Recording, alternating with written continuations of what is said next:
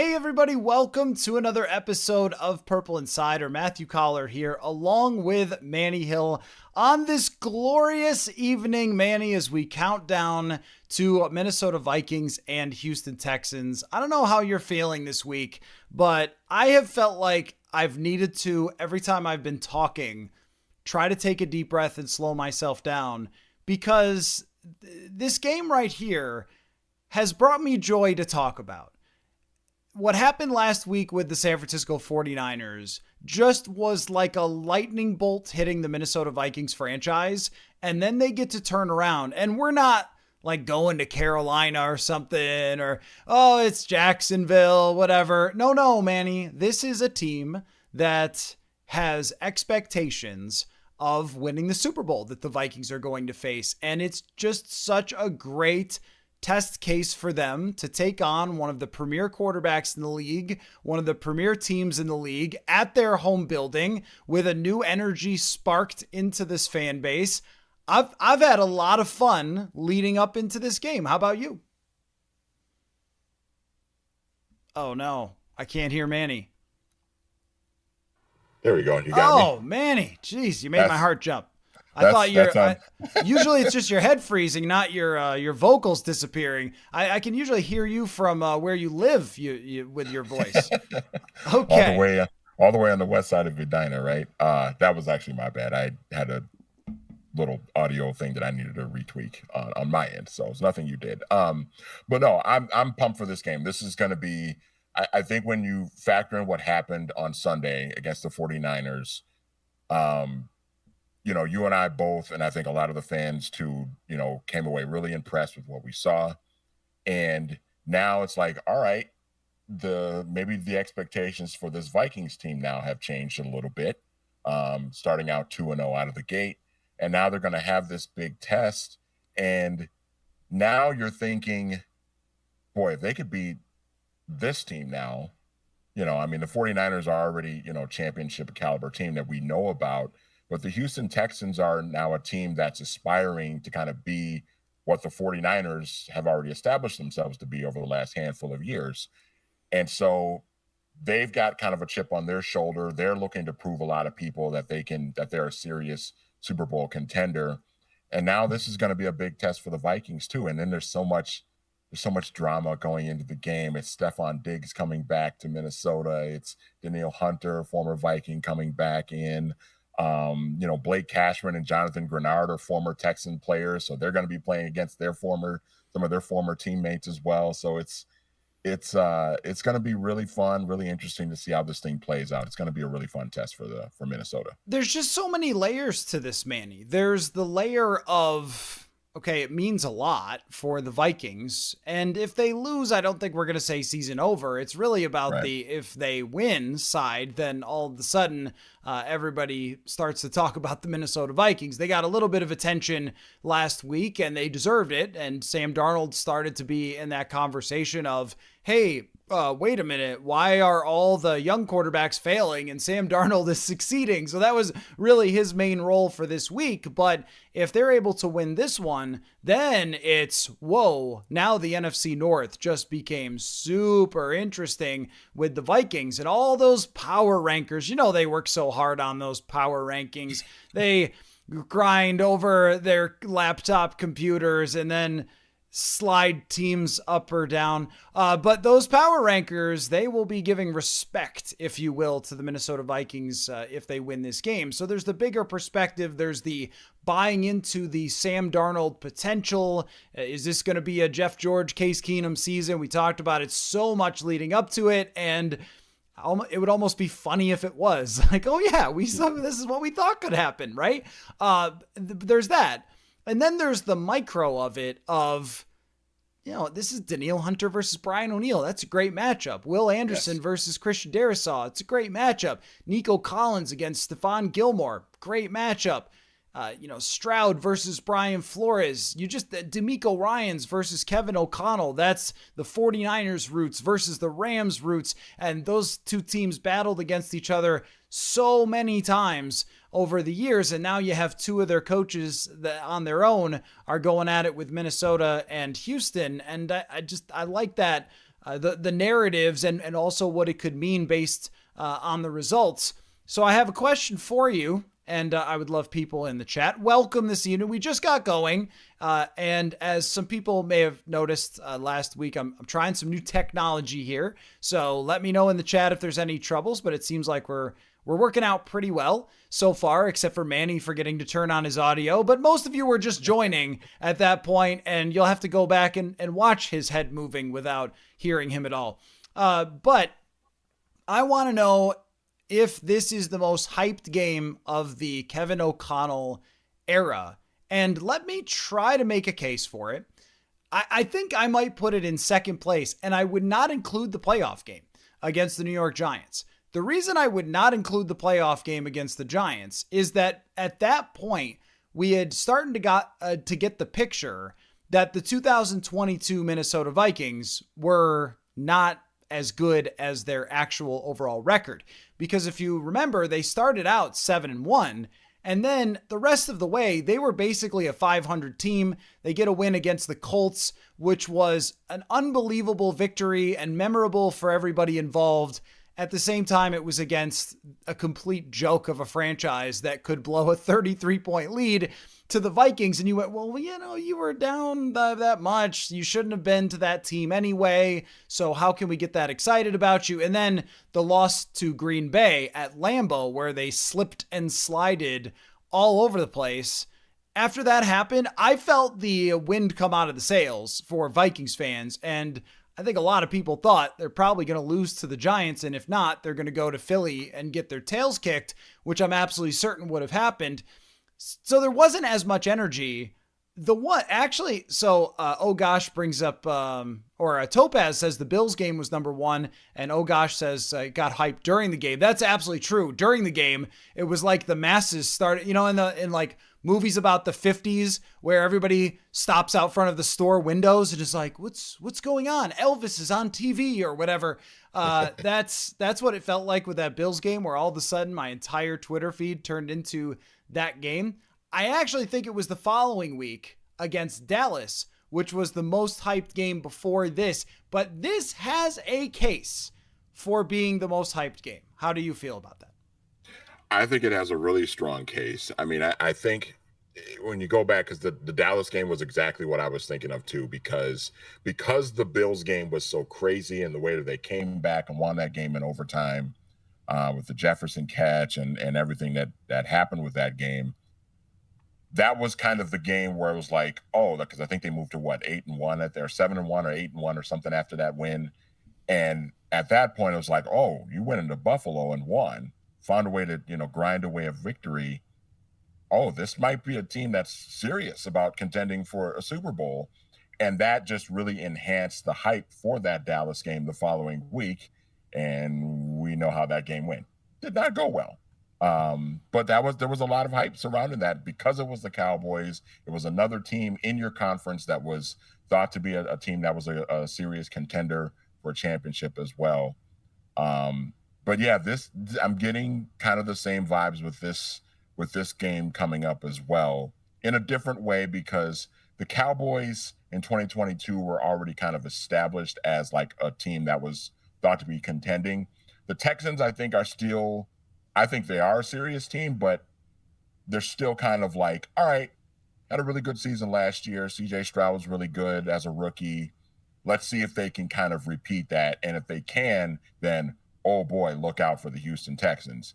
But yeah, I mean, this has that same kind of feel of like, I feel like we're going to learn a lot about both of these teams by watching this game. And it doesn't mean that whoever loses this game is like, oh no, they're not serious. It's not that, we can't take that team seriously. But I think we'll get a pretty good sense of like, okay, if the Vikings beat the Texans by 17 points on Sunday, I think the thought about the Texans will be like, okay, they're still pretty good, but maybe there might be a little bit of room for improvement for them to be into that same conversation with like Kansas City, Baltimore, although Baltimore's 0-2 right now. They're not off to a very good start. But, if you're the Vikings and you don't, if you don't win this game, then it's like, all right, 49ers game was still fun. Probably not quite there yet in terms of like the eyebrow raising level that you might want to see them at. But this I think we're going to learn a lot about both teams, and it doesn't necessarily mean that whoever loses is just going to be written off completely. But I think we're going to get kind of a better sense of what both teams are at. Yeah, I guess I wonder about all the time because we get so excited for these games. So we want to make each and every one of them into the Super Bowl. And yet, if something happens to another team, it's funny because you asked me right before we went on, you said, hey, what happened to the Bengals against the Patriots, by the way, that the Bengals lost that game? And I was like, I don't know. I don't care. I mean, the Bengals are probably going to be fine. But I bet in Cincinnati it was, oh my gosh, we lost to the Patriots. What is going on? And so I try to sometimes check myself when it comes to that of not necessarily making this game into the Super Bowl. It is certainly the Super Bowl of this week, but in the long term, you go through a season, and I always think about 2017 where they lost to Pittsburgh and looked awful with Case Keenum. And I remember having a discussion with our friend Judd Zolgad after that game and saying, I mean, they need to trade for quarterback. They need to do something, anything. I was saying anything but Case Keenum.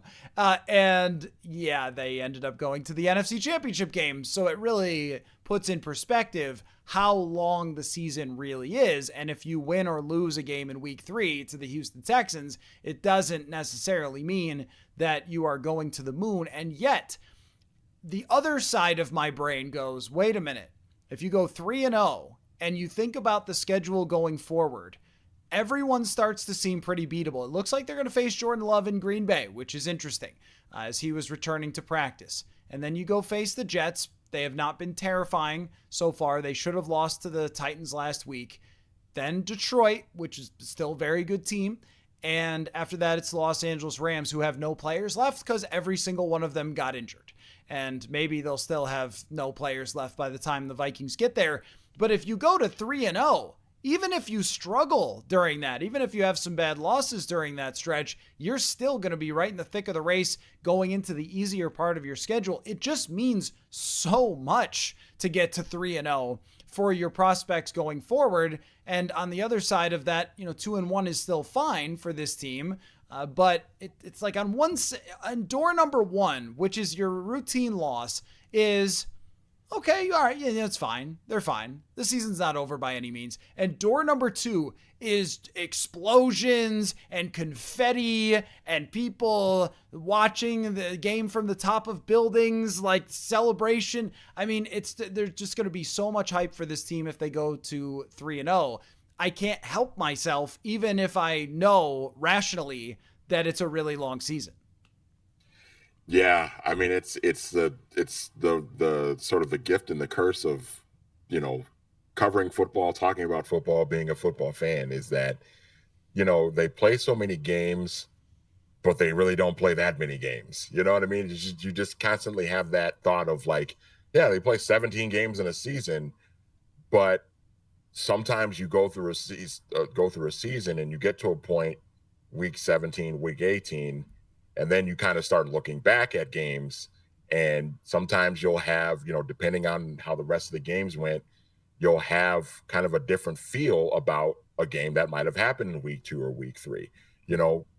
How will we feel about beating, the Vikings beating the 49ers last week in week 15 if they're, 6-8? We won't feel as good about that game. You know what I mean? But if they're 8-6 or 9-5 or something like that, then it's like, okay, yeah, that was a big game. It was big for them to win that game. And it's kind of the same way, I kind of feel the same way with this game. From the Texans' perspective, it's kind of harder to get a sense because I think, they're expected to kind of compete at a higher level. But you're the Vikings and you're in kind of this transition, sort of retooling your roster, rebuilding, but not like tanking mode. And you're just kind of seeing where things can kind of fit, seeing how Sam Darnold performs and see if, maybe he can have kind of a pop-up year and get to the playoffs. It is kind of one of those games where it's hard to really, regardless of the outcome, I don't know if we'll have a pretty good idea of the team, but I don't know how we'll feel big picture about the team for the rest of the season yet, because there's still so many games left to play out. Yeah, and I'm sure it'll be brought up over and over again that the 2021 Panthers went 3-0 with Sam Darnold. But, I ran across an interesting stat about Sam Darnold last night, Manny, that his level of performance, being competent if not good, has actually lasted quite a while now. That he has won 6 of his last 9 games. Nice. And he has, as a starter, and just as a starter, not games where he came in to fill in for somebody or whatever with Carolina or with San Francisco, he has a 97.5 quarterback rating since 2022. Now, I know that you can't throw out everything else that happened before that, but when that becomes so far in the past, and the most recent performance under these circumstances, and even in 2022, they got rid of Matt Rule.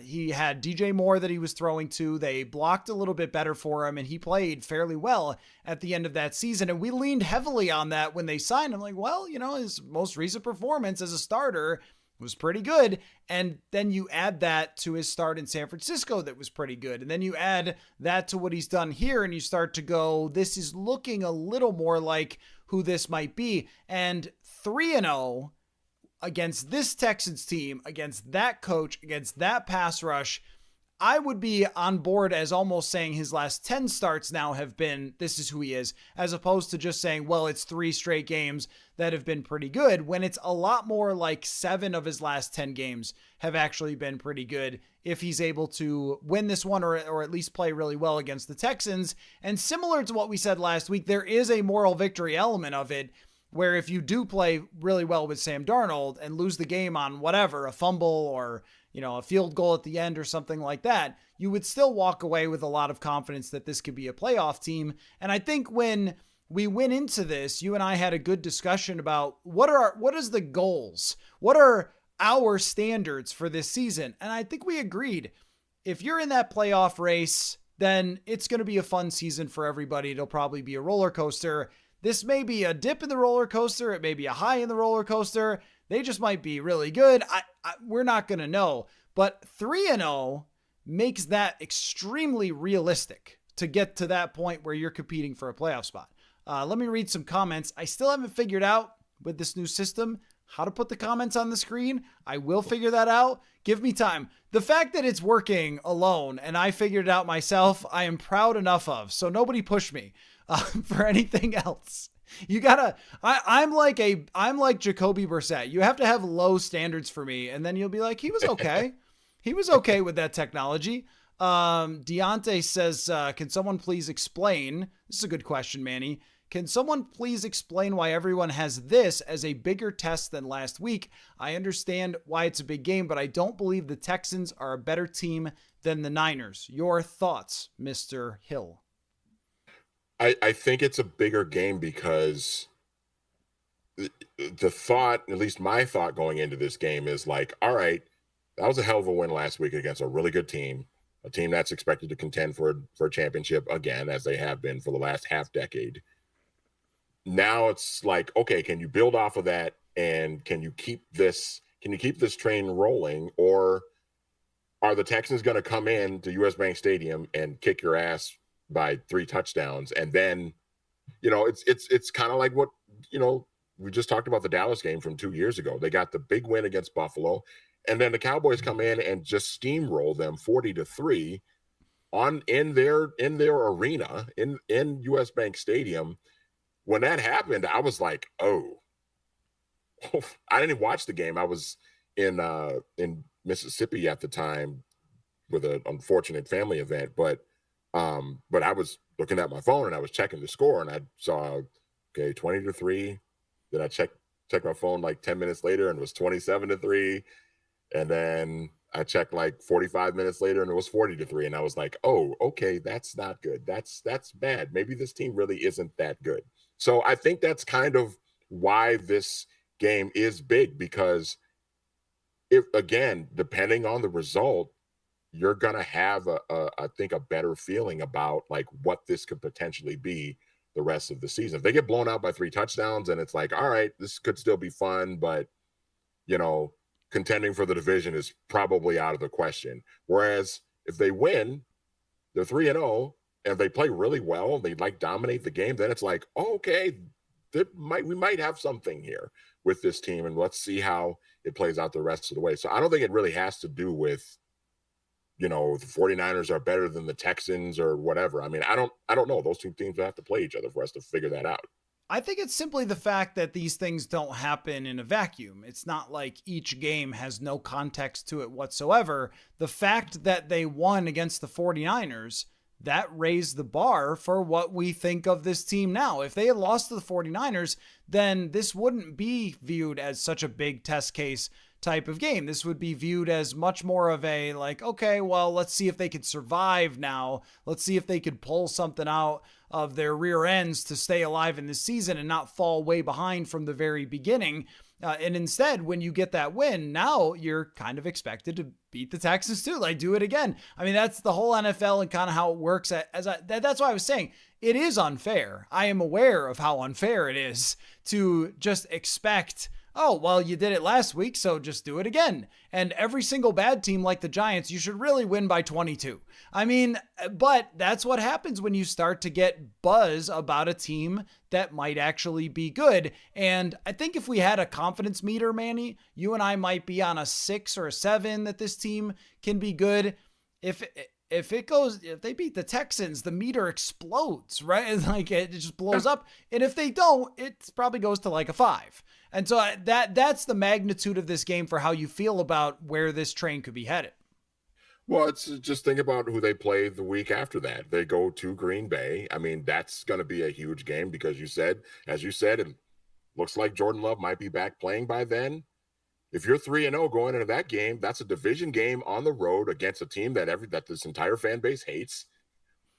That's a huge game. And that doesn't necessarily mean the Packers are better or worse than the Houston Texans. It's just with every win, it raises the bar of expectations, and I think it brings more excitement to where every game the rest of the season is just going to become that much more important, regardless of, the quality of opponent that you're playing. Right. And we're not saying, as we have at times in the past, they played kind of nothing opponents and they won some games and move on to the next week. I mean, I remember 2019, the October, where they played, I think we thought Philadelphia was going to be a big game that year, and it turned out not to be because Philly was overrated.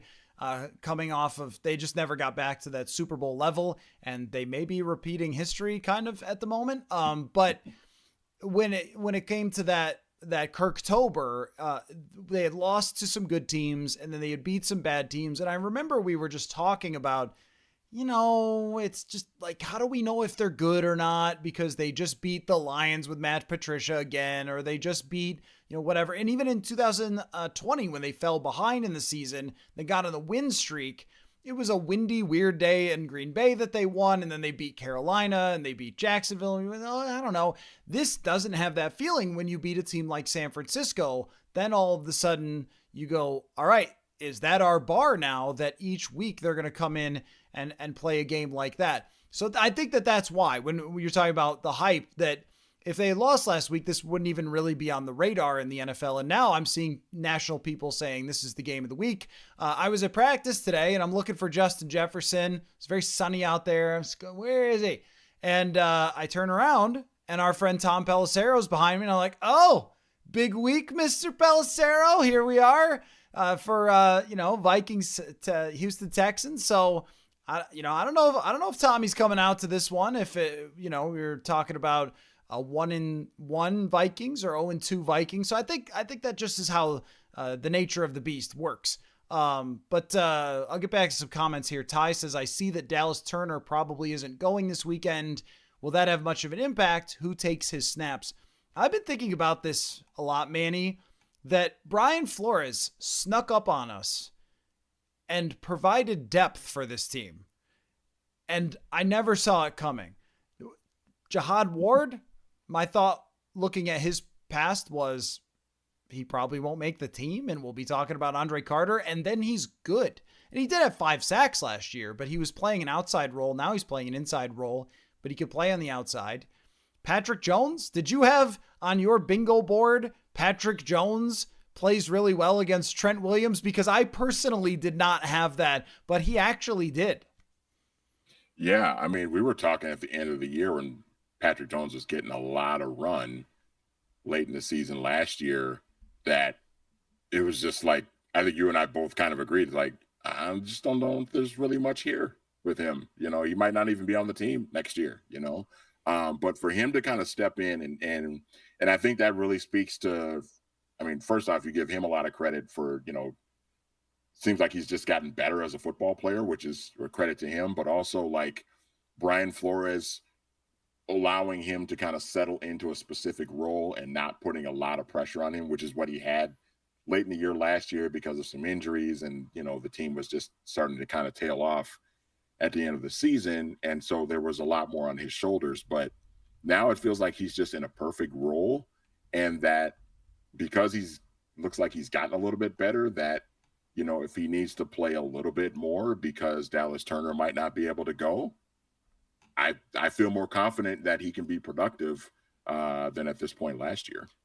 Yeah, a lot more.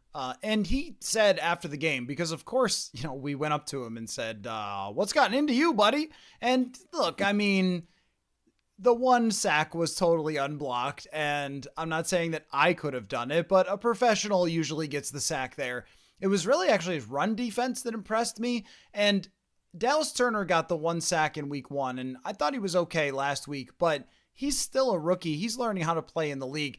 I don't think that it should be a major impact. This isn't if you're losing Jonathan Grenard. It's not if you're losing Andrew Van Ginkel. I don't think that that should be a huge one.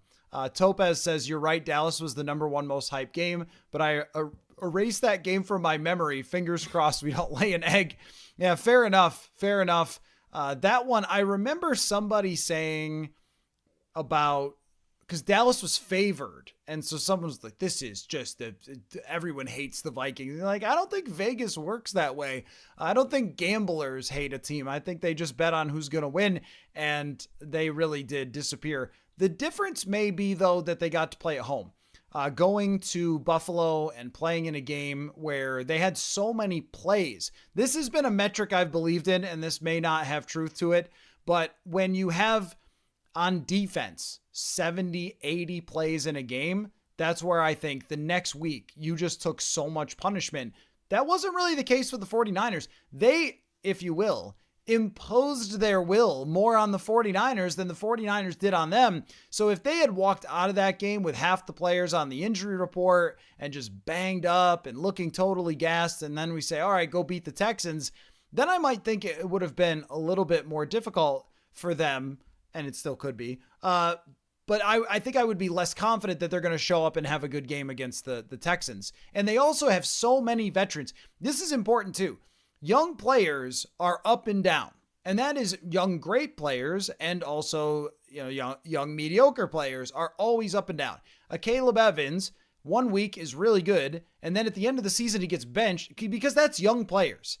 They don't have them. They really don't. I mean, Ivan Pace is only in his second year, but on the defensive side, these are all guys who have been around. Darisaw and O'Neal, they do this all the time. They face the best edge rushers in the league 3 weeks in a row all the time. When they get someone who's not elite, they're probably like, well, this is great. What a weekend at the beach for me because they get beat up so much taking on those guys, but they always do it.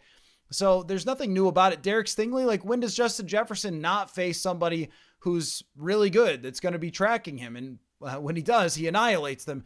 So I think that a lot of these guys are prepared for this with just their experience and talent. Digital Plains Media says, Matthew, could you try looking into your crystal ball and see where the Vikings finish this year? Can I have this game first? That I want this game because I think the crystal ball says 2 very different things. Don't you agree, Manny? That if they lose this game, I would still stick with my original prediction, which was 9-8. If they win this game, I'm going double digits. Yeah, I mean, when I picked the schedule, that was Monday, right after the Niners game. I repicked the schedule again, and I had them. Did I have them at 11-6? You did because I had them at 11-6. You were going crazy. And but that was because the week before I had them at 10-7, but I had them, I think, losing the Niners game and then winning this coming game. So yeah, I mean, listen, 3-0, even though it's just the difference of one game, 3-0 is just huge, man. And it just really changes the entire, perspective on like what this team could actually do and how they can finish. And we have seen crazy things happen before with this franchise. With, I think I go all the way back to 98, and I'm not saying this team's going to go 15-1 or 16-1. That's not what I'm saying. I'm going to preface that right away. That's not what I'm saying.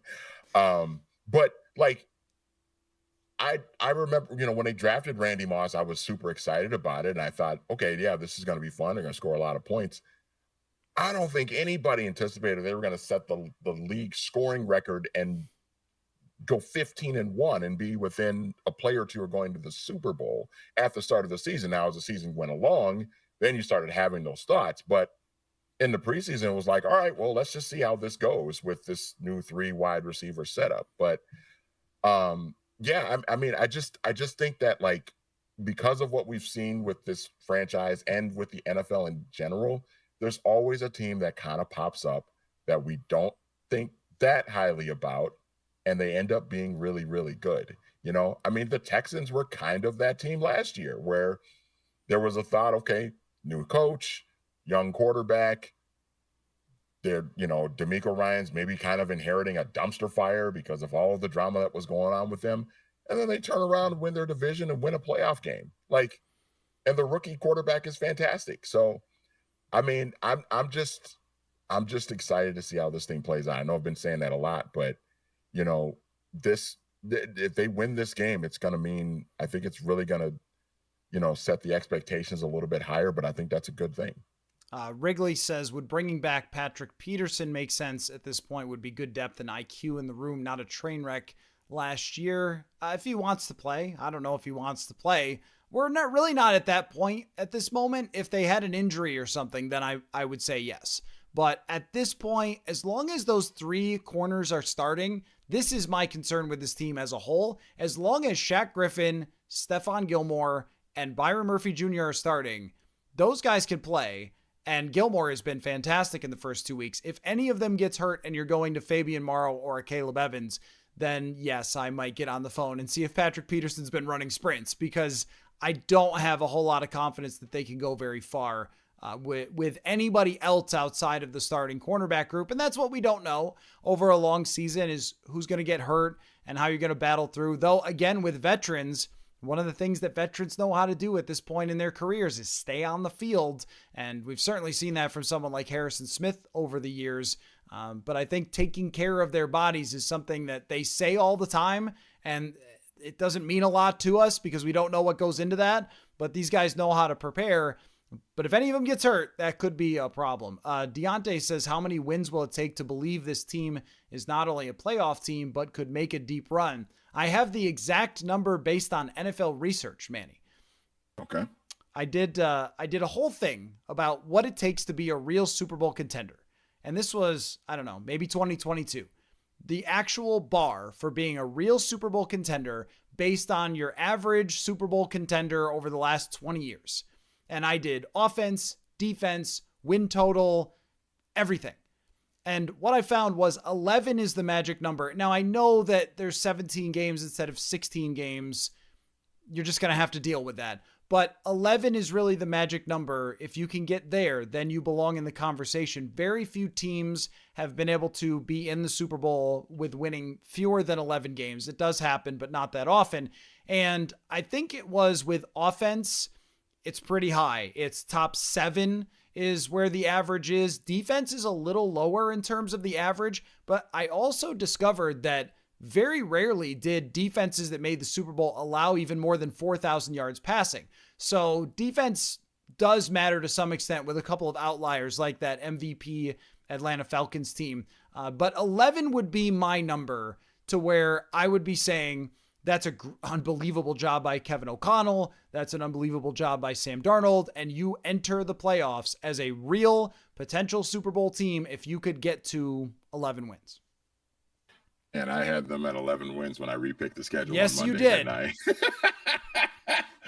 I? Yeah, I mean, that's, to your point. Yeah, I mean, that makes a ton of sense. And, I think it seems like in the times where we've seen the occasional like 9 or 10 win team make a run to the Super Bowl, it's always been because the quarterback is just fantastic. I mean, I think the Bengals, when they went a couple of years ago, I think they were 10-7, but Joe Burrow he's Joe Burrow. He's fantastic. So, and even like with the Giants, those Giants teams that won with Eli, like Eli played great on those runs to the Super Bowl. So, yeah, I mean, I think that is the magic number. If they can find a way to do that. And again, as we progress through the season, depending on how some of these next couple of games go, starting, of course, with Sunday, we'll start having a better feel of like, okay, maybe this is a team that can be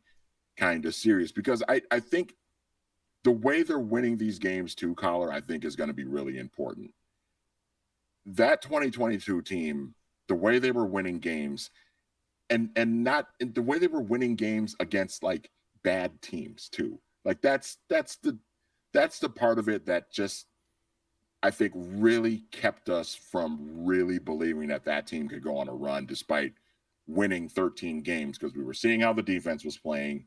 We were seeing how they were needing a play. Who was it that snatched the ball from the Bears receiver in that Bears game in 2022? Well, I remember the Bears receiver. Who was it that got it? Because it was Amir Smith-Marset who fumbled it. But I'm trying to think who it was that made that. Was it Cam Dantzler? It actually might have been Cam Dantzler. Remember, I think it was Cam Dantzler? Yeah. That was a thing for a minute. Yeah, I mean, and 2022 was fun because, the way they were winning games was fun and entertaining, but like, you never really maybe after the Buffalo game, we had that thought of like, okay, well, maybe this team really is serious. And then we saw the Dallas game and then it was like, oh yeah, back to reality. No, they're not. Again, like if they go, I've said this a couple of times, if they go into this game on Sunday and if they just beat the brakes out of the Texans, that's going to tell me a lot that like, okay, yeah, this team is serious after beating the 49ers. I don't think that Niners game was as close as the score indicated. The Vikings were really performed like the better team that day. And if they do the same thing to Houston, I mean, it's really going to make me feel a lot better about like where this could potentially go. Okay, I'm hesitating to say this because I wanna before I say it, preface it with I am channeling Jason Alexander here saying, you want to get George Costanza, you want to get nuts? Let's get nuts. There's two things that came to mind for me as you were talking there. One of them was the most recent runs for the Vikings to having great seasons that actually met the bar of 11 plus wins. Both of them had a fraudulent question about the team, which was Case Keenum. That whole season, everybody battled over whether Case Keenum was actually good. And then, of course, 2022, everybody fought with each other about point differentials and whether they were frauds and barely holding on against Arizona that year and Chicago and et cetera, right? The last time the Vikings were not labeled with that way. And I think with Darnold, because of the talent that he has and the draft status he carries with him and the arm talent. See, with Keenum, he was small and the ball floated all the time and he would just sort of throw it up in the air and somebody would grab it. Like, you ever play that Frisbee game that's like football where you try to throw it up and everybody jumps up for the Frisbee? That's what it was like. And Diggs and Thielen kept coming down with it. The throws that this gentleman is making are not those. These are laser beams. I don't think they would get the fraud label if they were in that discussion as they were going toward the playoffs. And the last time the Vikings have had a truly competitive team that met that threshold and were not being called frauds as they were going toward the playoffs was probably 2009. Is it not? Am I missing one?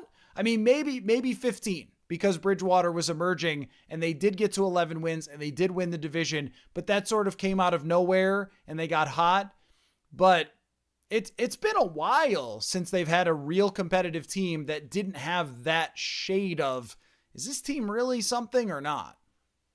Yeah, 09, I think you hit the nail on the head, because they brought in Brett Favre because he was the last piece, because they had the defense, they had the talented wide receivers, they had the bell cow franchise running back, they had a pretty good offensive line. Brett Favre was that missing piece. They had gone to the playoffs a year before with Tavares Jackson and our buddy Gus Frerotte. Brett Favre, you bring in like an all-time great quarterback and you just drop him right into this mix, kind of like what the Jets have tried to do with Aaron Rodgers. But, for that year, it really worked out as well as it could possibly work out for. Now, we could talk about what happened in the NFC title game and all that, but that was the way Favre performed that year, the way the defense performed. Adrian Peterson was great. The receivers were awesome. That was probably the last time where you had the most complete, not really much of a weakness Vikings team, that certainly that from what I can remember. And even before that, it probably goes back to the 98 team before that, a decade prior. Two more things that are actually nuts. One of them is, if you go to 3-0, you only have to go, is it 8-6 to get to 8-7 to get to 8-6. It'd be 8-6, yeah. You only have to go 8-6 the rest of the way to get to the 11-win threshold, which is, at least by my research, kind of the mark to aim for to be a real competitive team for the Super Bowl. That's only 2 games over 500 the rest of the way, and you have Jacksonville, the Titans. Will Levis will throw you the ball at least 4 times in that game. I mean, you a couple of battles with a rookie Caleb Williams who might not be ready yet. I mean, that's what I'm saying. It gets nuts, but 3-0 is let's get nuts with the way we're going to talk about this team. So what a fascinating. I was going to go back. One other thing. Yeah, the one other thing. Have you thought about this? There's no reason to have thought about this, but maybe you did. If the Vikings were to get into the playoffs, win the division or not, I don't know. The other quarterbacks in the NFC would be people like, okay, we have a lot of respect for Goff here, but, Dak Prescott, maybe Purdy, Jordan Love. These are good players. Baker Mayfield, possibly maybe. Kirk. I'm not writing off Kirk. I'm not writing him off. I may have written him off last week. I'm not writing him off this week. It's week-to-week league. That does not sound like Drew Brees, Aaron Rodgers, etc. That sounds like a bunch of other guys who are pretty good, but no one that absolutely terrifies you. Geno Smith will probably be there. I've been impressed with their coach so far. Just a thought before we move on to a more rational universe and talk about some other things here, including I need your all-time favorite Texans. So why don't you grab your list there, and I'll read a couple of more comments real quick as you do that. Mike says, can you please call out all the clowns who said we were going to get a top 5 draft pick? We have had 5 in our history. That was never going to happen. I just think, well, first of all, when Vegas says it, I can't say every gambler is a clown. Usually Vegas is pretty good at what they do. I was looking at WNBA win totals. The Lynx blew theirs out of the water. Every other team was within like 2 or 3 games. Vegas is good at its job. So I don't think that they were crazy. And I treat it as if it's a person named Vegas, but the gambling universe setting lines, I don't think was insane. But I also think that it took me until seeing them in training camp to think, no, I don't believe that they would end up being a really bad team. Topaz says, whose injury is worse than advertised, Nico or Jefferson? I don't know what Nico's status is. Jefferson is going to play. He'll probably be fine. I think he's going to be all right. He was running around on the field today, screwing around, pretending to play quarterback. Garrett Bradbury was teaching him how to give a cadence to take a snap. Just like he was out there screwing around because he couldn't practice. Justin Jefferson, I don't know if I ever mentioned this as it was happening. When he got hurt in training camp 2022, maybe, in camp at some point, he carried around a football the whole time. And he just was tossing it, carrying it. And today he can't practice, but he's still he threw like a 50-yard pass to Sam Darnold at one point. I'm just like, this guy just loves football. So in love with football. Oh my God, it's amazing. You're just like, do you love football? Love it. I love football. You're just way better at football than I am. But still, same vibe.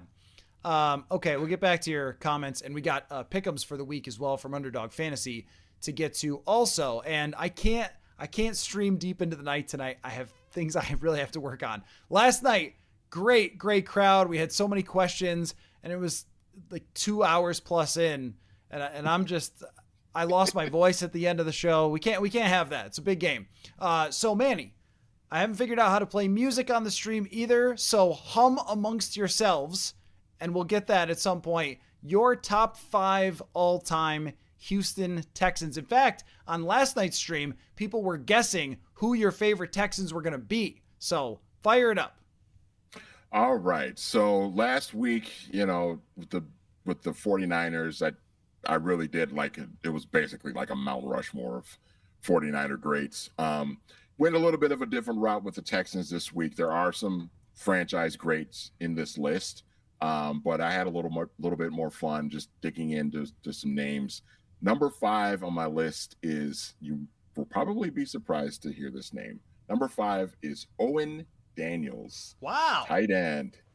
Owen Daniels was just kind of that guy. He was never really like a star. I don't know if he ever made a Pro Bowl or anything like that, but he was just kind of one of those steady, reliable targets for the Texans for a long time. I think he ended up playing for them for almost 10 years, I think. Eventually went on to Denver and won a Super Bowl, in that Super Bowl against the Panthers. And he, I think, like quietly went off into the sunset. Not quite with the fanfare that Peyton Manning went out with, but that ended up being Owen Daniels' last game in the NFL too, on that Super Bowl team. So Owen Daniels, really productive tight end for a long time with the Texans, is number 5 on my list. You and Gary Kubiak both of you are. What a time to be Gary Kubiak, by the way. He's sitting at the ranch. He's just watching football. Like, yeah, I really like watching my son coach the football, and they're running the football. And everyone is talking about how great the Kubiak offenses are. Like, what year is it? It just all of our lives. This makes me feel young, Manny. Bill Belichick was breaking down tape today on the pitches to Terrell Davis from John Elway and how they worked play action off it, and how that's still happening with Clint Kubiak running the Shanahan and Kubiak stuff. And I sent it to our friend Sage Rosenfels, who loves Gary Kubiak. He played for him for years down there in Houston. And this is the Sage Rosenfels Bowl. We didn't bring that up. Our friend Sage, who is one of my favorite people in the world. And I feel like every time I talk to Sage, one of the main subjects is, why aren't more teams just running this Shanahan and Kubiak stuff? Here's LaFleur running all over the Indianapolis Colts. Bobby Slowick has that connection as well. A lot of teams having success there. And Owen Daniels was his guy that traveled with him from place to place. Remember, it was Baltimore that just hired Gary as their offensive coordinator, right? And then Flacco had one of his best years. And I think Owen Daniels was on that team as well. So a great deep in the weeds pick. I love it. I would not have guessed that one. All right. Number 4 on my list of favorite Texans ever, Mario Williams. Oh, really? Was a number 1 overall pick in 2006. And here's why. That year, there was so much hype around the Texans having the number 1 pick. And everybody was just like assuming that they were going to take Vince Young. Because Vince Young was from Texas. He just won the national title with the Longhorns. And, the Texans needed a quarterback at the time, maybe because I think I don't know if they had gotten Matt Schaub yet. If I remember, maybe they did get Matt Schaub at that point. And that's why they didn't take Vince. But like there was always this thought about like, oh yeah, Texans should take Vince Young. It's a perfect fit. There's also Reggie Bush that people thought that maybe they should take. And Gary Kubiak said, we're going to take this pass rusher, this edge rusher. From I think he went to North Carolina. Mario Williams did, and he came in and he was really good for a long time, and then ended up leaving the Texans, went to the Buffalo Bills, and had another couple of really nice seasons with the Bills as well. So yeah, Mario Williams, really good pass rusher. When everybody kind of questioned that pick with the Texans taking him because they thought, it should have been Vince Young or Reggie Bush, Mario Williams ended up, in hindsight, it ended up being kind of the right pick. He didn't play his entire career there, but it ended up being, for that situation, the right pick for them. Yeah, Mario was a little aloof by the time he showed up in Buffalo. I can't explain to you, it would be hard to explain how big of a signing that was for the Bills because they had just spent no money for such a long time. And then their ownership had sold the team, and he was kind of the first big, huge move. I think that timeline is correct. And it was Mario Williams' watch. People were seeing him in town. Oh, he's visiting this. He's going to this place. And they spent so much money on him. But they still had Ryan Fitzpatrick, I believe, as their quarterback. And that was the problem. And he kind of, he was sort of Yannick Ngakoue, like as in not, I mean, he was much better, but the one-dimensional, he would get 3 sacks and then he would get 0 for a couple weeks and you wouldn't notice him at all. Right. But he was one of the best edge rushers at his position easily of that draft. And I'm sure at that point, the Texans understood that maybe Vince Young wasn't exactly built for this, but a really, really good player. Number 3 is DeAndre Hopkins, who just really had a remarkable run as became one of the best wide receivers in football with the Texans, and he was questionably traded away from the Texans. There was a little bit of a lot of dysfunction going on in the organization at that time. I don't recall any problems. I thought that was a great trade. David Johnson, he was okay. No, he's horrible. For them, he was. Just got an over the hill running back in return for DeAndre for one of the best wide receivers in football. Yeah, it was a great deal. But yeah, I mean, he was just absolutely one of the elite wide receivers in the league, and he's still in the league for the Tennessee Titans right now. It's not helping Will Levis much. I'm not sure anybody can help Will Levis at this point. But yeah, I've always liked DeAndre Hopkins, and he was terrific with the Texans during his run. Yeah, is he banged up? I don't even know if he's. I haven't checked in on the Texans at all yet. I think he's played a little bit. Is he? I think he's played a little bit. Yeah, but I remember that stat. This is the sad thing is that he's not with the Texans, and this stat comes from when he was with Arizona. But when Kyler Murray was having that good 2021 season, there was something like 140 quarterback rating when he was throwing at DeAndre Hopkins and 80 when he was throwing to anybody else. He was really that good. He was different than Justin Jefferson, but similar in the way that everything that went his way, he could catch it. He made a catch against the Vikings in the back of the end zone that I just lost my mind at the game. And some of these things go forgotten because of the way a game ends, or who cares, it was the Cardinals. But he was one of those spectacular catch artists that was a lot of fun to watch. That era of Texans football is very good, but you just have to hold your nose to talk about it because of the whole, Deshaun Watson thing. Yes, absolutely. All right, number 2 on my list, and this is a bit of a biased pick because he also was a terrific running back at the University of Tennessee. It's my guy, Arian Foster. A little bit of an odd duck, to say the least, with some of his theories on conspiracy theories in the NFL. But he was part of that Gary Kubiak era of Houston Texans football. And, they ran that zone blocking scheme, and he was really, really productive for a few years and really good back. Kind of came out of nowhere. I mean, I remember him being a Vols fan. I remember him at Tennessee, but I think he kind of caught the entire league by surprise. They weren't really expecting him to be, have a couple of years where he was basically like a 1,500-yard back. But he was really productive when he was able to kind of stay healthy during his time in Houston. Could never tell if he was kidding about the whole league being scripted or if that was a thing that he actually thought. But we'll just move on from that part. A terrific running back who was victimized by the running back age curve, as so many other players were. But those teams, and your number 1 may be mentioned here, those teams with Schaub, Foster, Andre Johnson, just so much talent, and they had a Kirk. Matt Schaub was my comp for Kirk Cousins, a good, talented, competent quarterback who was accurate and could run the offense. but just didn't have that next level to him. And probably their best team, he got hurt. And was it not TJ Yates who won the playoff game for them? That's another, if you're being really mean about Kirk's era here, you'd be like, you know who had as many playoff wins in their career? TJ Yates. And yet he made a lot less money than Cousins. But Schaub was sort of the same way. Good regular season, lots of numbers, not quite on the level of the other quarterbacks, and playing in an AFC that was a monster with quarterbacks in that era with Roethlisberger and Brady and so forth. So he was never going to be able to push through that, but those were really fun teams. And number one, you mentioned him already, Andre Johnson, just not just the greatest Texans receiver ever, but one of just the absolute all-time great wide receivers we've ever seen. And he just, just got rewarded for his terrific career by being enshrined in Canton. It was well-deserved, and just one of my just favorite football players ever.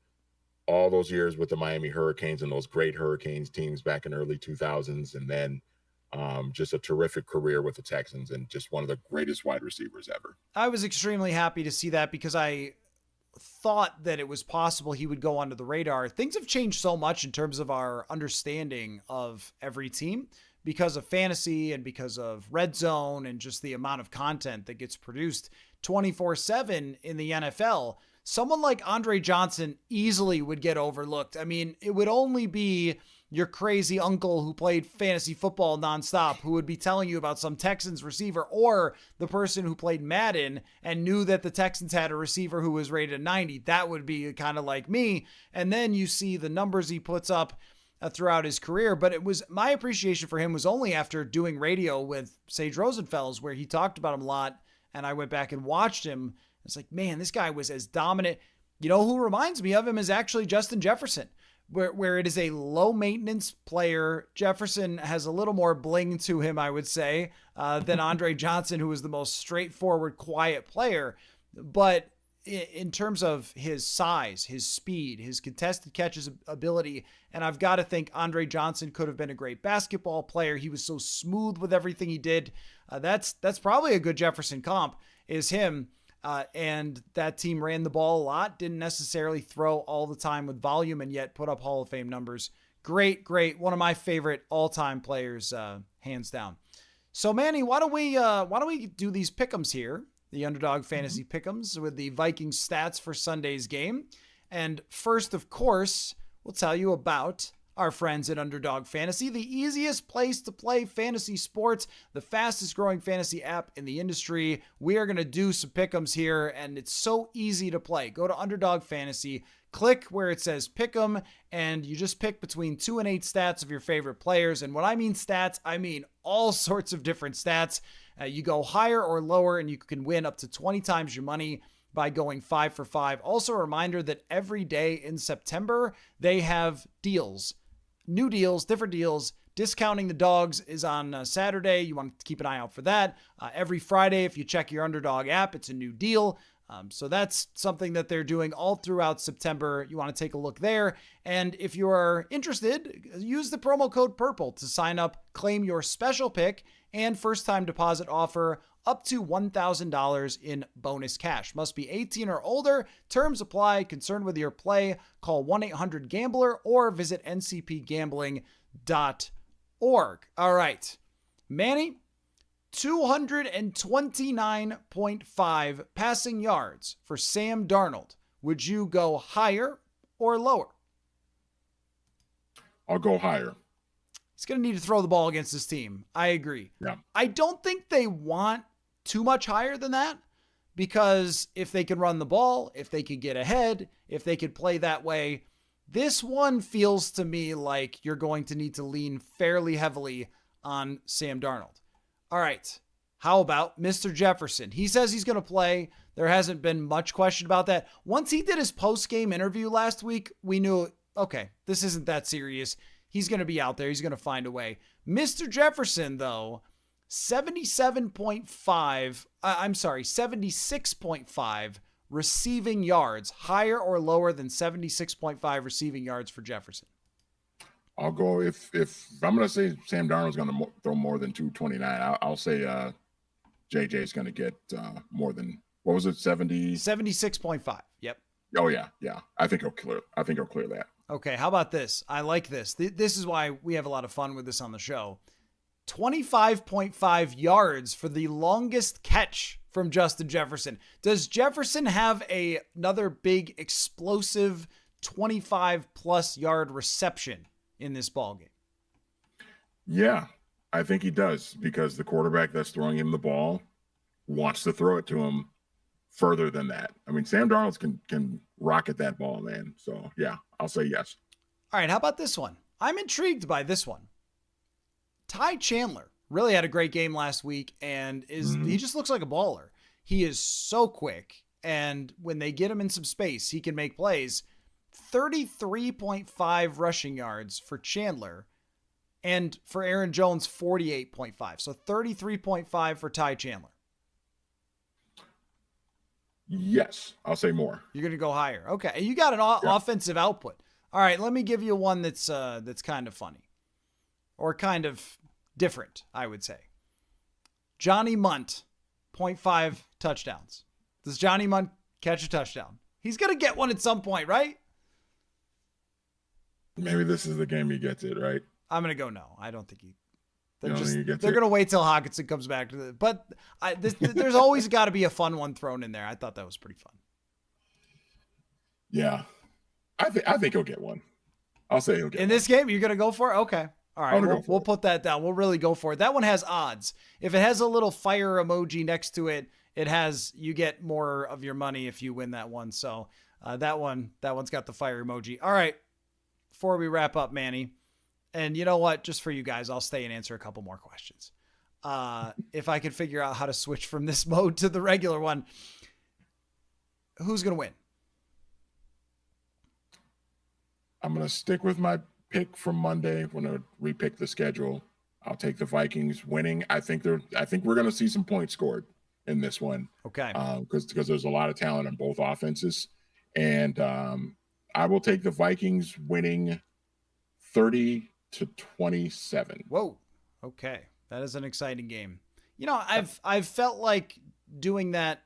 Not just, hey, we're hyping up this game, it's fun, it's been an entertaining week, but really the injuries on Houston's side have made me think of it, with Nico Collins not being at 100%, but their offensive line. If your offensive line can't block and you're going against Brian Flores sending blitzers all over, communication inside US Bank Stadium could be very difficult. Yeah. That might be an edge for them. But, you know, Jefferson's banged up a little bit as well. No Addison. So we will see. But it should be a really good time. I also recorded for all of you, a lot of podcasts, so you can check those out on the channel this week. But just today out at TCO Performance Center with Andrew Kramer, our kind of hardcore position by position breakdown. And he's going Texans, and I think I'm leaning just for the heck of it to the Vikings as well. So we'll see.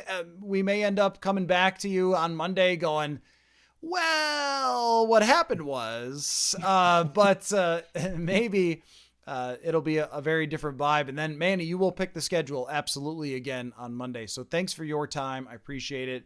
I'm going to flip over this thing and hopefully it will stay with just me. And if it doesn't, I'm just going to end the stream and run away.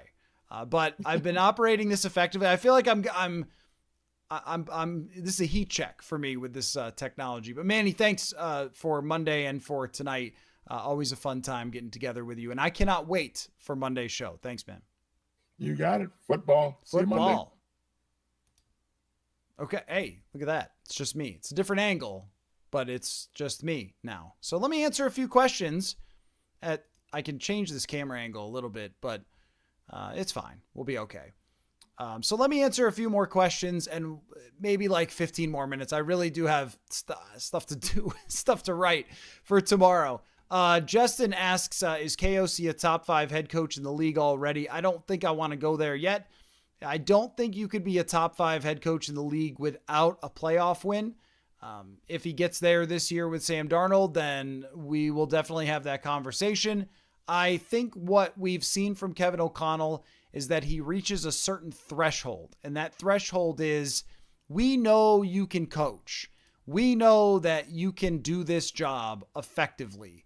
And we know that you can, there we go. We know that you can get the most out of people that are on this team. We know what the culture is going to be. We know what the offense is going to be. And that's not easy to do. To have a head coach, when you hire somebody, how many of them actually work out, who can come in and actually reset the culture? Because he talks about all the time, well, they were toxic and so forth, as it often happens at the end of someone's era.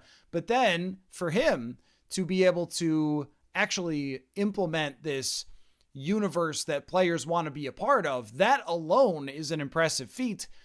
But then they've won a decent amount of games so far. If they had won the playoff game, I might be a little more willing to go there with you. I'm not there yet because you just have to win more. The guys that we're putting in the top 5 are McVay, Shanahan, Andy Reid. Even Matt LaFleur has had much more success as far as a track record. I would probably go with some of those guys first, and then he's got to earn it.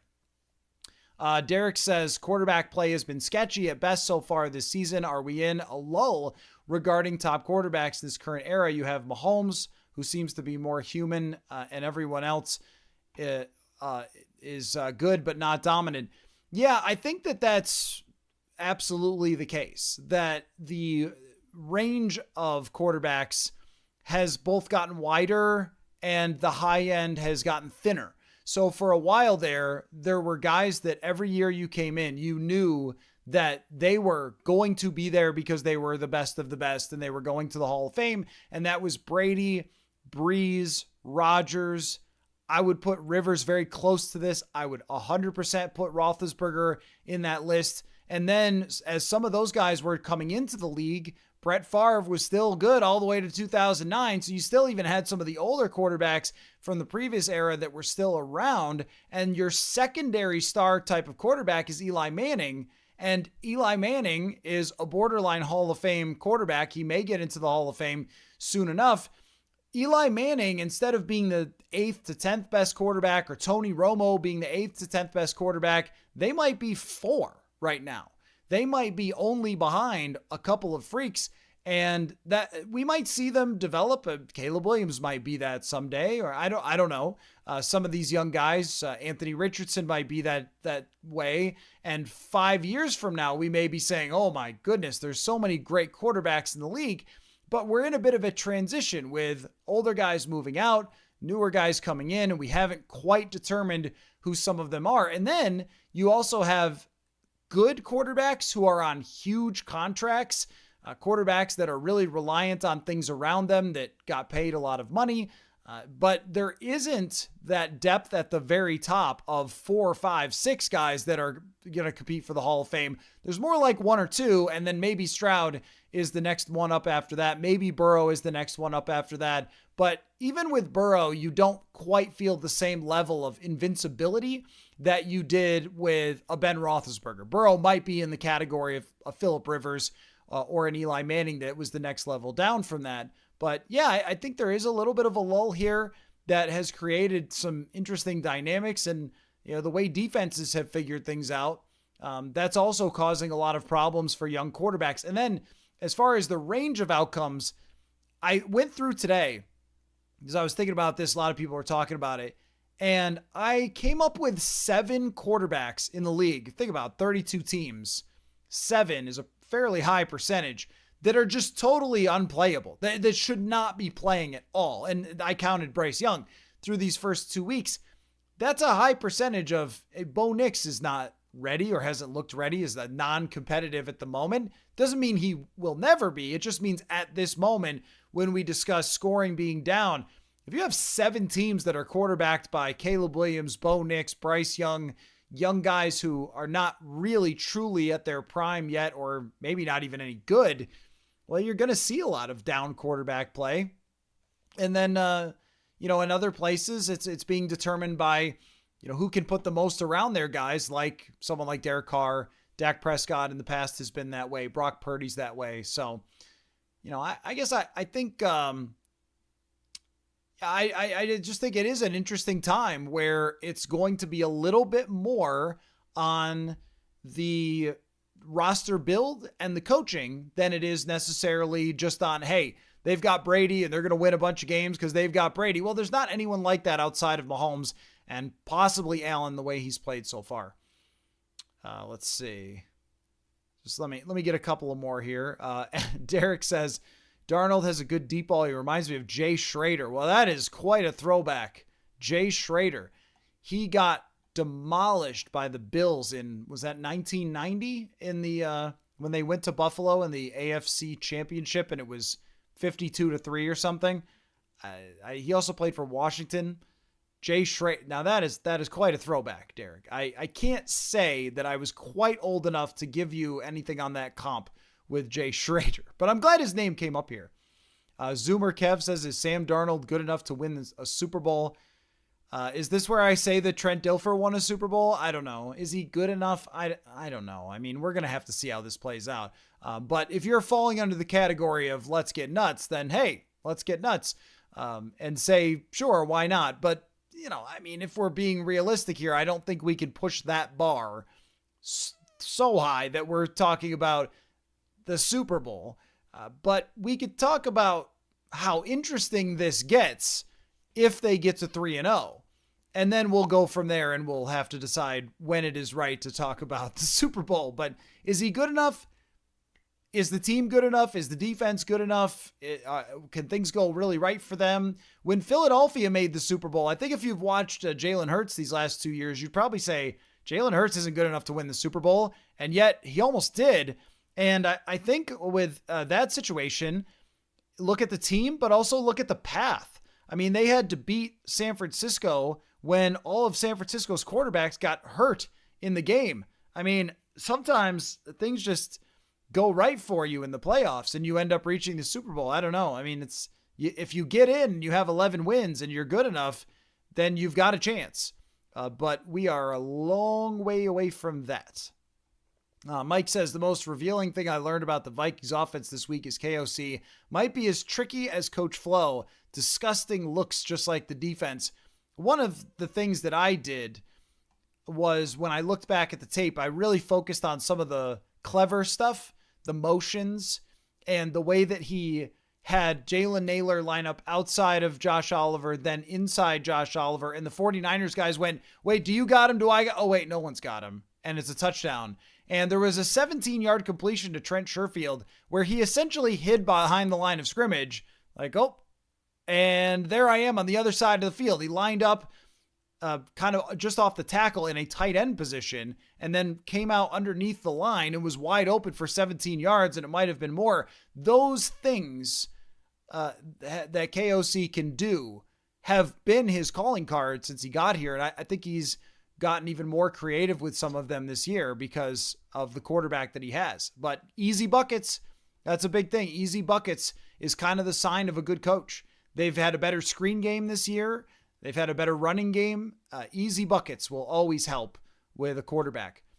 Guard guy, great to see you, guard guy, says, is it a coincidence that the Vikings finally have a good guard and now they look like they can beat anyone?